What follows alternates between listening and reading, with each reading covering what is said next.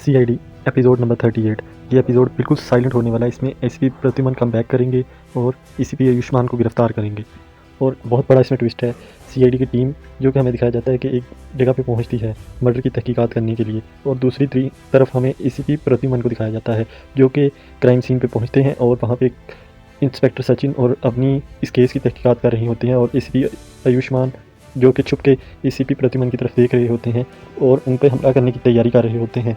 तभी हमें दिखाया जाता है कि अपनी एसीपी प्रद्युमन को तमाम रिपोर्ट्स देती है इस मर्डर की, और इसके बारे में तहकीकात कर रहे होते हैं एसीपी प्रद्युमन, इस केस को लीड कर रहे होते हैं। दूसरी तरफ हमें दिखाया जाता है प्रेजेंट में जो कि सीआईडी टीम केस की तहकीकात करने के लिए एक वांटेड रूम में जाती है, जहाँ की कुछ शराइत होती हैं कि नो वॉइस अगर आप बोले तो उधर एक केमिकल डिस्ट्रॉयड हो जाएगा और तमाम दरवाजे बंद कर दिए जाएंगे और केमिकल छोड़ दिया जाएगा जिससे किसी की मौत भी हो सकती है। बहुत खतरनाक ये असल में एक गेम होती है जिसको खेलने के दौरान एक आदमी की मौत हो जाती है, जो कि एक लाश मतलब जिसका मर्डर हुआ होता है। तभी सीआईडी टीम वहाँ पे पहुँचती है। ये केस तब पूरे का पूरा साइलेंट है, इसमें नो वॉइस है।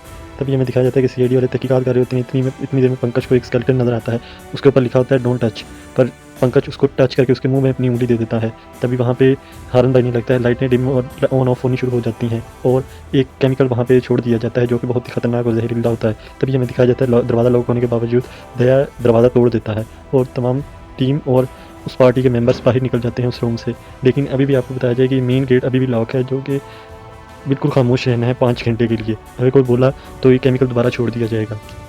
और इसके सीआईडी टीम अब साइलेंट होकर इस केस की तहकीकात कर रही होती है। सबसे उनके नाम नंबर एड्रेस लिखते हैं, उनसे कहते हैं कि लिखें। वो अपना नाम बताते हैं, सब लिख देते हैं और एड्रेस और नंबर अपना लिख देते हैं। तभी अभिजीत और दया शहरों में बात कर रहे होते हैं कि इसकी तहकीकात अभी शुरू की जाती है। तभी हमें दिखाया जाता है डॉक्टर सालू के माइक्रोस्कोप लेकर उससे स्कोप की मदद से उसकी बॉडी को चेक कर रहे होते हैं। तभी वो बताते हैं कि ये ना गोली का निशान है, ये चाकू से मर्डर किया गया है। और आपको बताता चलूँ, चाकू और गोली का हवाला देने के लिए यहाँ पे बेहतरीन साउंड इफेक्ट्स का इस्तेमाल किया गया है। और दूसरी तरफ हमें दिखाया जाता है कि डॉक्टर सालू के पंकज को एक कुशन पकड़ाते हैं, एक बैलून में लाल कलर रखा होता है। तभी वो छुरी मारते हैं और उनके हाथ के ऊपर लाल कलर गिरता है। तभी वो इशारे से बताते हैं कि अगर खूनी ने इसको साइड से छुरी मारी है तो इसके उस खूनी के हाथ पे खून के कुछ ट्रेसेस तो लाजमी होंगे। तभी वो सबके हाथ चेक करते हैं, लेकिन मज़े की बात यहाँ पे होती है कि किसी के हाथ पे खून का एक भी निशान या छींटा नहीं होता। तभी हमें दिखाया जाता है ये एसीपी आयुष्मान और इसको जो एसीपी प्रद्युमन का पीछा कर रहे होते हैं। और ये जो सीन है ये प्रेजेंट के नहीं पास्ट के हैं, क्योंकि सीआईडी के मेकर्स यही तो ट्विस्ट लेके आए हैं कि उन्होंने एसीपी आयुष्मान को एसीपी प्रद्युमन का पीछा करते हुए दिखाया, लेकिन प्रेजेंट में नहीं पास्ट में। यानी ये सीन जो हमें दिखाए जा रहे हैं ये गुजर चुके हैं। तभी हमें दिखाया जाता है अभिजीत और दया इस केस की तहकीकात कर रहे होते हैं और उन्हें अभिजीत को एक सीसीटीवी कैमरा नज़र आता है और वो इशारे से पूछता है कि इसकी रिकॉर्डिंग कहाँ है। तभी वो सीआईडी की पूरी टीम बाकी तहकीकात कर रही होती है। पूर्वी को एक ऐसा कमरा मिलता है जो कि खुफिया होता है। वो पंकज को साथ बुलाकर दोनों तहकीकात के लिए अंदर जाते हैं। दूसरी तरफ अभिजीत और दया रिकॉर्डिंग देख रहे होते हैं सीसीटीवी फुटेज की। तभी उन्हें दिखाई देता है कि जिस टाइम खून हुआ उस टाइम सब खून से पहले सब एक गेम खेल रहे होते हैं कि हर एक को अपना अपना टास्क मुकम्मल करके एक चाबी को ढूंढना होता है। तभी सब अपना अपना टास्क मुकम्मल करते हैं और चाबी को ढूंढ लेते हैं। तभी हमें दिखाया जाता है कि जब खून हो रहा होता है उस टाइम हमें ये दिखाया जाता है कि खून होते वक्त पूरे कमरे में स्प्रे हो गया था, वही धुआं ही धुआं हो गया था, इसीलिए किसी ने भी खून होते नहीं देखा और ना ही सीसीटीवी फुटेज में कोई खून करते हुए नज़र आया। तभी अभिजीत काफ़ी होशियारी से एक तस्वीर बना लेता है उस स्मोक के गिरने से पहले की और दया स्मोक के गिरने के बाद की। तभी हमें दिखाया जाता है कि वो तहकीकात करने के लिए पूरी फुटेज को दोबारा देखते हैं, बार बार देखते हैं, पर उनके कुछ भी ऐसा नहीं नज़र आता जिससे खून किया जा सकता हो। मर्डर वेपन या फ़ोन करने वाला जो है वो उस बंदे के करीब आया हो जिसको कत्ल किया गया है। तभी हमें दिखाया जाता है कि पूर्वी को एक अलग सा कमरा मिल जाता है। तभी वो ढूंढती ढूंढती काफ़ी आगे चली जाती है। तभी इस दया और अभिजीत सीसीटीवी फुटेज को बार बार चेक करते हैं, लेकिन उनके हाथ अभी तक कुछ नहीं आया होता है। तभी हमें दिखाया जाता है कि पास्ट के सीन दिखाए जाते हैं जिसमें एसीपी आयुष्मान एसीपी प्रद्युमन का पीछा कर रहे होते हैं। तभी एसीपी प्रद्युमन गाड़ी को काफ़ी भगाते हैं और एक पार्किंग यार्ड में ले जाते हैं। तभी वो वहाँ पे छुप के गाड़ी साइड पे लगाते हैं। एसीपी आयुष्मान भी गाड़ी साइड पे लगा देते हैं और अपनी गाड़ी से उतर के एक दूसरे पे गोलियां चला देते हैं। इतनी ही देर में जब गोलियां चल रही होती हैं हमें दोबारा प्रेजेंट में ले आया जाता है और दिखाया जाता है कि इस डॉक्टर सालू के सबकी तहकीकात दोबारा हाथ चेक कर रहे होते हैं कि किसी न किसी के हाथ पे कोई ना कोई तो निशान होगा। तभी पूर्वी उन्हें इशारों के ज़रिए बताती है कि मुझे एक खुफिया कमरा मिला है, हमें उस कमरे की पूरी तहकीकात करनी चाहिए। तभी सीआईडी वाले वहाँ पे एक दूसरे से बातचीत कर रहे होते हैं इशारों की मदद से कि ये खून इन्हीं में से किसी ने किया हो भी सकता है और नहीं भी, क्योंकि ये किसी मैकेनिज़्म की वजह से भी खून हो सकता है। इशारों में बात कर रहे होते हैं, तभी पंकज पूर्वी से कहता है कि एक दफ़ा फिर तुम बात करो और कहो कि सर हमें वो चेक करना चाहिए। तभी पूर्वी कहती है हमें वो कमरा दोबारा इशारों की मदद से चेक करना चाहिए। तभी पूरी सीआईडी टीम उस कमरे को चेक करने के लिए जाती है। जिधर मर्डर हुआ होता है, तभी अभिजीत विक्टिम की जगह पंकज को खड़ा कर देता है और सेम उसी जगह पे तस्वीर की मदद से सब सीआईडी मेंबर्स को खड़ा कर देता है और पंकज पे हमला करते हैं। तभी ये हमें दिखाया जाता है कि कोई भी उन दोस्तों में से कोई भी अगर उस विक्टिम पे हमला करे तो वो बासानी उसको कत्ल कर सकता है, चाहे वो उसके सामने वाला हो, पीछे वाला आदमी, पीछे वाला दोस्त हो, राइट वाला, लेफ्ट वाला, कोई भी हो, उसको बासानी मार सकता है। लेकिन हमें दिखाया जाता है कि अगर खून हुआ है तो किसी न किसी ने तो देखा है, या तो ये छुपा रहे हैं ये सब, तो या हमें बताना नहीं चाहते, कोई ना कोई वजह तो है, या किसी को खून होते हुए इन्होंने देखा है लेकिन खूनी को छुपा रहे हैं।